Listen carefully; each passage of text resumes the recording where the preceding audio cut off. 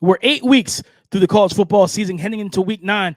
What are the biggest positional strengths and weaknesses of the 2025 NFL draft class? We're going to break all of that down coming up next.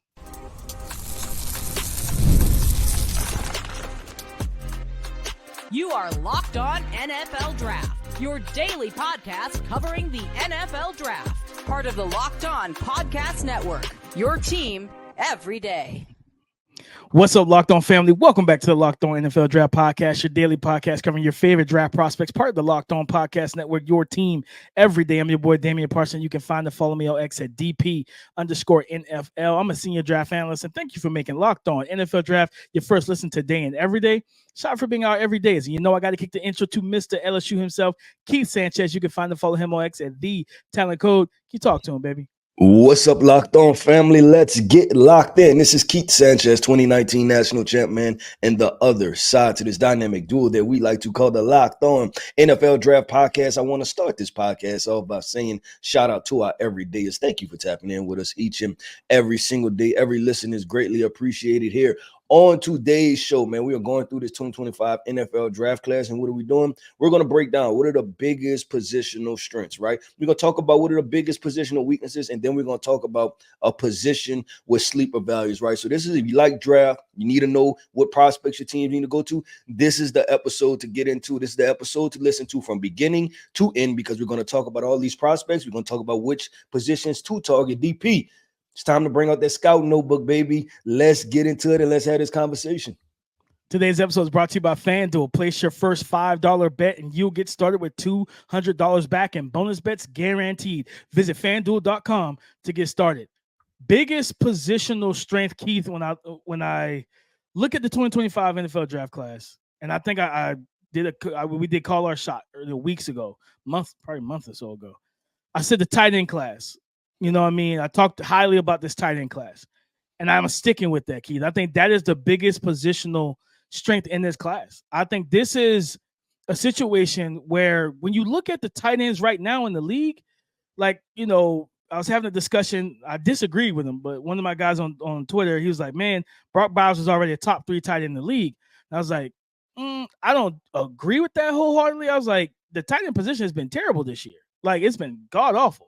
Like, and I don't know, I'm not putting it on the talent. I don't know if it's just a situation. Like, Travis Kelce isn't Travis Kelce this year. You know what I mean? Mark Andrews, like, has not been Mark Andrews for the Baltimore Ravens. Sam Laporta has so much weapons around him that he's not going to get the type of targets that we saw, and they have the impact we saw as a rookie, which is crazy. You expected to, like, expound on that. The tight end position right now, I feel like there's multiple teams that could absolutely early in the draft, maybe not round 1, but rounds 2 and 3, dive heavy into the tight end situation. And when you look at the names, Keith, in this tight end class, Colston Loveland out of Michigan, Tyler Warren, Penn State, Oronde Gadsden, Syracuse, Harold Fannin Jr., Bowling Green, Mason Taylor, LSU, Gunnar Helm from Texas, right? Eli Stowers from Vanderbilt, who's having a good season. Then you have Mitchell Evans, the big body guy over there at Notre Dame. Like, this tight end class is loaded. Terrence Ferguson at Oregon, right? Like Bryson Nesbitt, Jake Brenningstool, like Brent Keithy. Like, there's so much talent at tight end to where it's like, it feels like one of those like deep wide receiver classes where it's like a team could be like, maybe we wait maybe an extra round and grab that defender we need, then double back and get that tight end. But when I look at this class, and it speaks to kind of what we've talked about, this class is a little underwhelming overall. The tight end position to me is the strongest and deepest position in this class right now. I agree. I think I think the tight end class is pretty good, right? Like a pretty solid overall class. But and kind of like beating a dead drum, or however that saying goes, right? Beat the dead horse. Yeah, that's the thing, right? I was trying not to kill a horse. But just I think overall it's the running back class. Like it's point. Yeah, and I look at the top 100, and we just re-released the top 100 at the Draft Network. And when I wrapped it up, DP, I think I had 13 running backs in the top 100, and it's because you talk about, right, like just the talent of this class. Like, how many corners you gonna put in there, right? Yeah. How many wide receivers do you really feel comfortable putting in there, right? We talk about the interior defensive lineman, linebacker class looks okay. And the top of this class, we talk about the top three, right? With Omarion Hampton, Quinshawn Judkins, and why am I missing somebody? Omarion Hampton, Ashton Genty. Ashton. I'm missing Ashton. the guy, right? Ashton Genty. Right. The top guy. And then this the tier that we thought was going to do well, right? Like the Ollie Gordons, right, of the world, the Damian Martinez, right, in which he had a decent game, or he had an impactful run, a couple runs against Louisville this week. Talking about Damian Martinez, and then Ollie ran for 100+ yards, right? So you've seen flashes from those guys who we just talked about, right, as far as being able to play better. But then when you have a Caleb Johnson come out of nowhere, right? You still have RJ Harvey. I think he's third in the nation right now in rushing. You got Kyle Monangai at Rutgers, tearing it up. You have just so many, and I'm missing backs, right? And so many Yeah. backs. Khalil Mullings from Michigan, right? A big 6'2", 230-pound back that can, that has short area quickness, good footwork, can get in and out of the holes. We had a sighting from Trevor Etienne in the big time game against Texas. So, and I don't even think Trevor made our top 100 this time around. So it's so many running back prospects in this class. And I know I'm forgetting 5 of them, right? Dylan Sampson from Tennessee, right? Like Oh yeah. it's so many running backs that That you just Keith, not to cut you off, that kid, because I know he's a junior. I would like, because I was thinking about this over the weekend as watching him. I'm like, I thought he was a sophomore. So I was like, oh, he's not even draft eligible. Now I realized, he's draft oh, eligible. he's draft eligible. Like he's Yeah. he's got like 17 rushing touchdowns this year. I think he's tied with Ashton Genty. Yep. And his tools, physical tools, are outstanding. Speed, explosiveness, like he runs hard. I really wonder what's going to happen with him. Is he going to go back and just say, I'll come back out of next year, NIL money, things like that, since this is such a loaded class? Like that kid, I don't see that. I'm chucking up the deuces. That mean I am out of here. That's what that mean, DP. When you do that, that mean I'm chunking up the deuces. That was crazy. I don't know what just happened. Yeah, balloons popped up out of nowhere. I think that was they were congratulating you for going to the NFL, Keith. I think that's what that was. Yeah, thank you. I appreciate it. I'm getting drafted, right? I'm out of the DP if I'm Dylan Sampson. And that's what I was going to get to before the balloons just popped up out of nowhere and distracted us. He reminds me of, and I don't know body comps or whatever, but it's for some reason I just keep getting Sony Michel out of him, and I have to dive all the way into him. And I know Sony career. Georgia Sony was a dude. Yeah, that's what I'm trying to Georgia say. Sony was a dude. Yeah. And that was the combination, right? Because it was Sony Michel and who else was in it? And Nick Chubb. Yeah, he just reminds me, and I don't know why, DP, and I may have to go back, dive all the way back into the film, and then he'll, remind me of someone else. But I can kind of see that a little bit. I got to look at the measurables, but I can, because like Sony at Georgia caught the ball. He was elusive in open field. Like he did everything. You know what I mean? Where Nick Chubb looked like more of the just pounder. Sony Michel was kind of that do-it-all. They put him in a slot. Like I'll never forget that game with Georgia, OU, Baker Mayfield. It was was it a playoff game? I think it was, or something like that. Yeah. I know what you're talking about. Yep. Game went down to the wire. Like Sony and Nick Chubb were that was one of the best running back duos I think I have ever seen in college football. Like they complemented each other so well, but the knee issues for Sony took everything from him athletically to where he was more regulated once he got to the league to just being a runner, where I can kind of see that, because Dylan gives you that. I think he has that pass catching versatility in his bag. They may not use it a ton and lean on it like how we see other backs get so heavily involved in the passing game. But with his speed, 100%. I want to get him screens, flat routes, angle routes. I want to get him matched up on backers and just let him cook in that way too, the way he'd be a 3-down running back. But Keith, even names like DJ Giddens over at Kansas State. Yeah, and DJ Giddens, and I left off 3 names that we both know: Nicholas Singleton, Phil Maffa, Devin Neal, right? Like I fought 3 big time. I was scrolling through the list. I'm like, I know there's way more running backs than that, right? Yeah, so this running back crazy. It's class, but DP, we gotta talk about the other side, right? We talked about the biggest positional strength. You brought up tight ends. I brought up running backs. We both believe that is very talented groups, right? Or positions in this class. And then now we gotta talk about what we think are some of the weak points of this class, DP. So let's get into that conversation coming up next.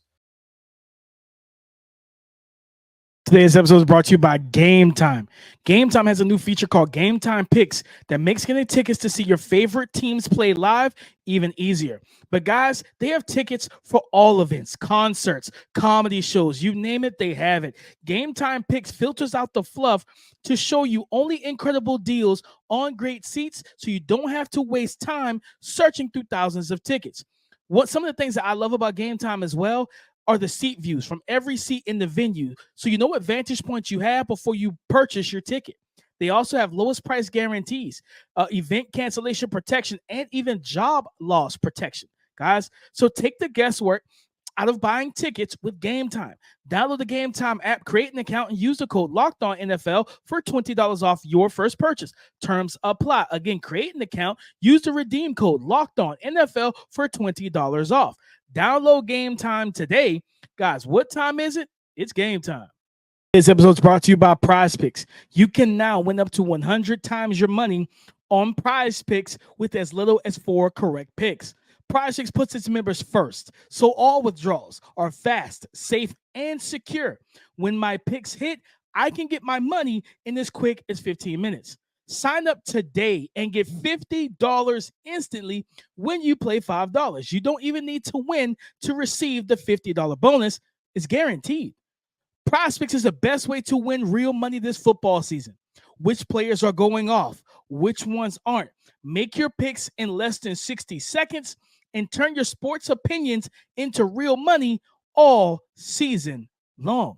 So download the app today and use the code LOCKEDONNFL to get $50 instantly when you play your first $5 lineup. Again, download the app today and use the code LOCKEDONNFL to get $50 instantly after you play your first $5 lineup.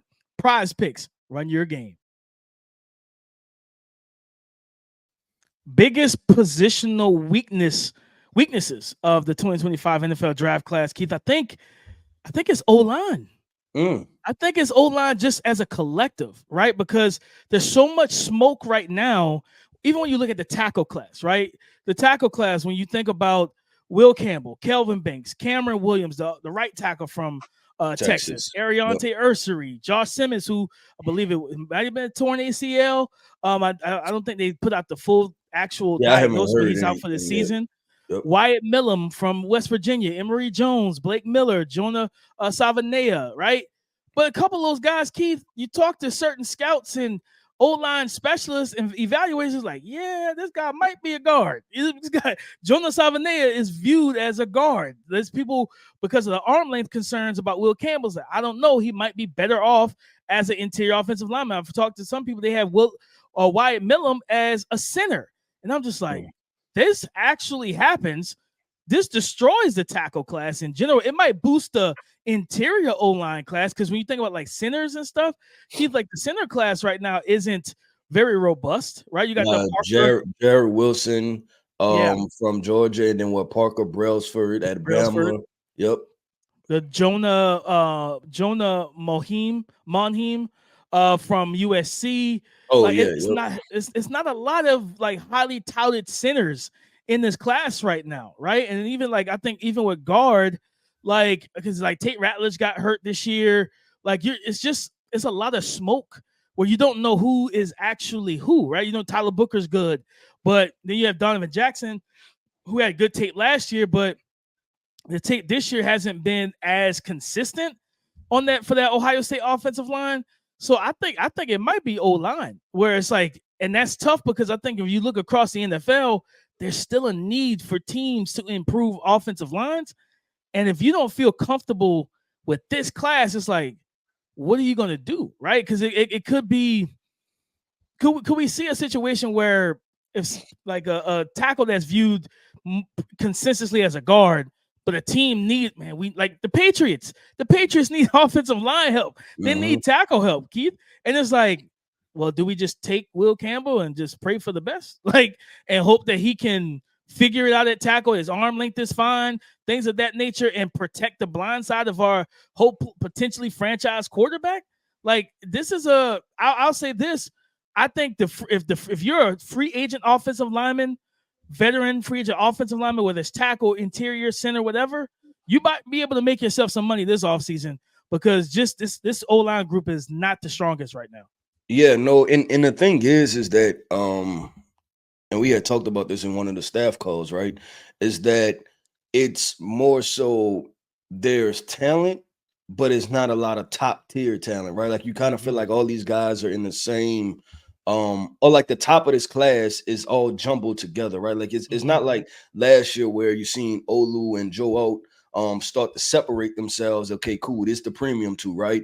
That's like we talked about the color codes, right? Like that's your dark blue guys. And then your light blue guys, which you feel are like really strong first rounders, you have 4 or 5 of those guys, right? And that's your Talise Fuagas and what's my guy from Washington? Because he plays for the Ravens right now. I'm blanking on his name. Oh, then they got Roger Rosengarten and Roger then Rosengarten and Troy Fautanu, who Troy got Fontana. hurt. Yeah. He's out hurt right now. Yep, he's hurt right now. Then you had Amarius Mims, right? So you had that second tier of offensive tackles that you felt like were really strong first rounders. I think this one is a couple guys you think are first rounders, and then it drops into the second, third rounders, right? So you don't know how many blue chip prospects there necessarily are at the offensive tackle class. DP, my biggest positional weakness, I'm gonna go corner. And obviously me being a DB guy, like, liking the defensive backs being at LSU, like just watching some of these guys. And I said this, that diving through the tape and I started that process, right? And I'm just wondering if this is a situation where I'm going to force it myself or just kind of let it be what it's going to be, right? At the end of the day. Yeah. And this is not a strong class at the moment, right? Unless there's still guys we still have to go figure out. Some guy that's going to shake out of a D2 tree somewhere, right? Or something like that. Somebody playing in Wisconsin Whitewater, right? That we don't know about. It's just not like, because I look at it and we talking about elite talent and the cornerback debates we've had in the past, right? Like, you think about the years where it was like Patrick Surtain versus J.C. Horn. You think about when it was Derek Stingley versus Sauce Gardner, right? I don't necessarily think it's not going to be there. Like Will Johnson is in a class of his own, point blank, period, right? Then even with Benjamin Morrison, like let's say he does declare, being 5'11 and a half and being flat out 5'10 makes all the difference in the world. We have to get the measurables, right? That's from him playing, hey, teams feel extremely comfortable with you playing outside to like, might be a nickel only, right? Like, and we just have to see how teams respond to that situation. And I mean, you compare it to other classes, like, and it's like best of this class or like best when we compare it to like throwing all these guys of the past 5 years in a bucket. Like, is Benjamin Morrison closer to Trent McDuffie or is he closer to Kyler Gordon, right? Or is he better than both of those guys, right? But we have to put that in context because best of this class, you don't want to get in trouble like, hey, yeah, I'm going to spend a top 10 pick on a guy that in 2022, 2023, 2021 would have been a second or third rounder, right? And it'll just be interesting to kind of see. But I look at this cornerback class, DP, and I say this is a class where I see weaknesses in it. No, yeah, I mean, like you said, it's crazy because we had the Christian Gonzalez, Devin Witherspoon. You know what I mean? That debate. Like the only debate I think that may be able to, and again, so much hinges on what position this young man is going to play is Travis Hunter. Well, yeah, you know and I left off Travis because it's like, yeah, I kind of want to put him in, but I kind of can't, right? Because if he says he's a wide receiver, then what are we talking about, right? So that's the only way that conversation is going to, okay, CB1, CB2, maybe like who could be CB1 is if Travis Hunter says, I am playing corner only. And it's like, okay, well, then teams, all right, great. We know what you're playing. Now we put your tape up against Will Johnson's tape, your athleticism up against Will Johnson's athleticism. Both of you are playmakers on the football and can take the ball away, as we've seen. Which guy, like, you know what I mean? Like, it's going to be that kind of how it's going to be kind of the ceiling versus the floor discussion, where you look at Will Johnson and he's played corner for 3 straight years. You got nothing but corner tape of him playing all game at corner, where you're like, okay, I think the ceiling for a Travis Hunter is going to be high, but what's the floor for him as a corner, right? So that's when that discussion will be had. And it's like, all right, that'll be a good discussion to have, but will we actually have that discussion? Because he might say, I'm a receiver. It's like, well, he's wide receiver 2. You know what I mean? Maybe wide receiver 1. And we had to have a discussion with him and Tator McMillan. But I'm with you, Keith. I think the cornerback group, it's like I said, a lot of guys have opportunities these next couple of weeks, man. like they have a lot of opportunities to go out here and really prove, hey man, like maybe I'm not a first, I'm a high second though, and I can be a day one starter for you and just bolster this class. When you lose Benjamin Morrison, when you lose Siobhan Revel, that hurts. That hurts this class greatly when you lose two of the top 4 guys. And then you got Denzel Burke not playing well again in the most pivotal matchup of the season today. Like it's not a good look right now. These guys underneath those guys, the Quincy Rileys and Maxwell Harrisons, all those guys, man, it's time for y'all to take that step forward and help bolster this class because it's not in a good spot right now. No, I agree with that 100%. With DP, let's keep this thing moving, man. Keep it going and flowing. And what are we going to talk about? The position with sleeper value to it, right? A position nobody's talking about that we look at and we deem has pretty good prospects there. So we're going to wrap this episode up with that conversation, right? What position has the best sleeper value? We're going to talk about that coming up next. Today's episode is brought to you by FanDuel. Hey, NFL fans, you can start the season with a big return on FanDuel, America's #1 sports book. So when you get a hunch or an urge in the middle of the game, you can check out the latest stats, view live play-by-play, and so much more on the exact same page where you placed your bets. When you think about placing bets, guys, you can place bets on season awards right now, from MVP to offensive player of the year, offensive and defensive rookie of the year, you name it, FanDuel Sportsbook has it. You'll get started with $200 back in bonus bets guaranteed when you play your first $5 bet. Again, you'll get started with $200 back in bonus bets when guaranteed when you play your first $5 bet. And guys, it's so easy to get in on the action.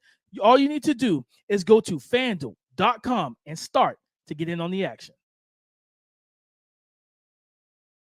Thank you for making Locked On NFL Draft your first listen to day and everyday shot, for being our everydayers.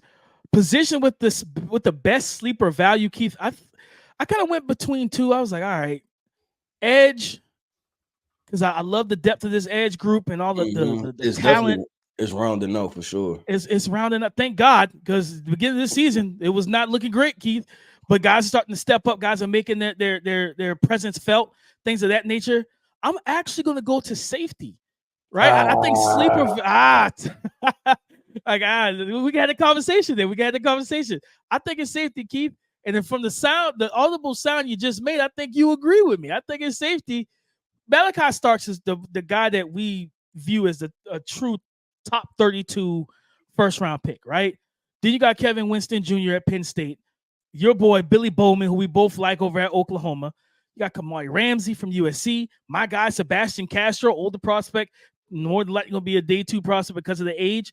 Lathan Ransom at Ohio State. Xavier Watts, who I feel like nobody's talking about him enough, over at Notre Dame. Keon Sabb, Nick Amaniwari over at South Carolina.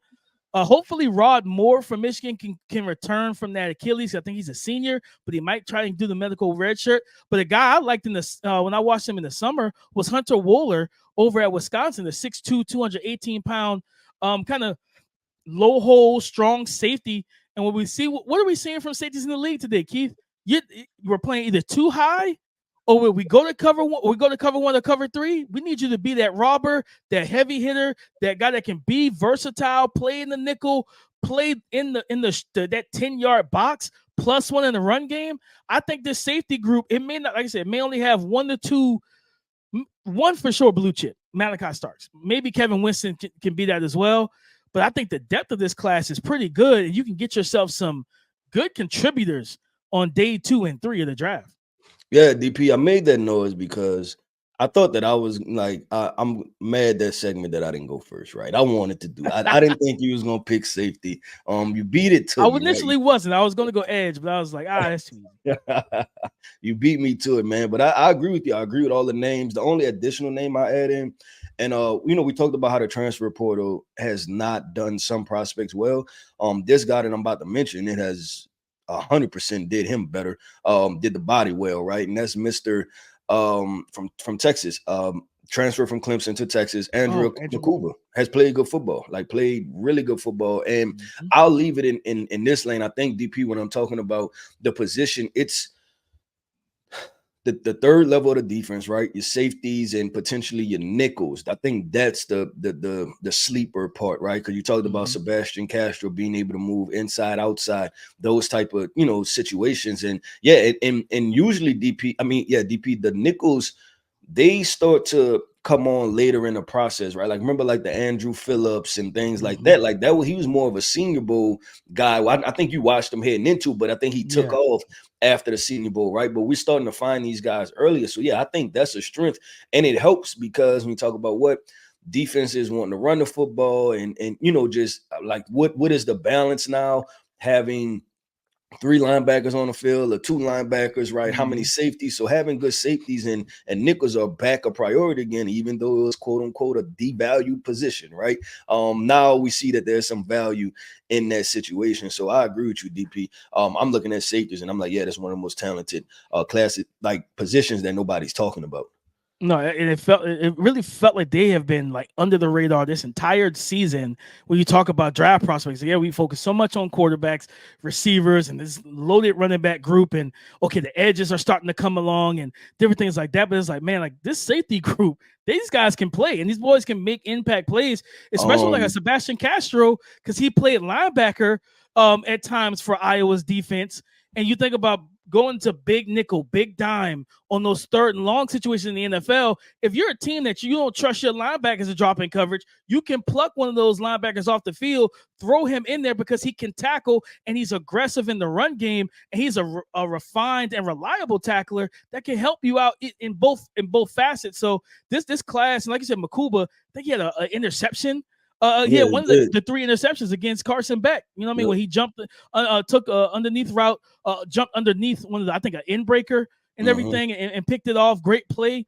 Like overall, man, I just think that there's some playmakers in this safety class that's going to be able to help defenses. Whether they're Catalan. Yeah, I remember Jalen Catalon, right? Like if he stays healthy, like that's a guy you want on the field on rundowns. Yeah, I guarantee He he's looks somebody. like he's built like Antoine Winfield Yeah, from he is. Yep. with the Tampa Bay Buccaneers. He's built just like him, and now we're seeing that we talked about a couple times in this pod over the past couple months since the season started.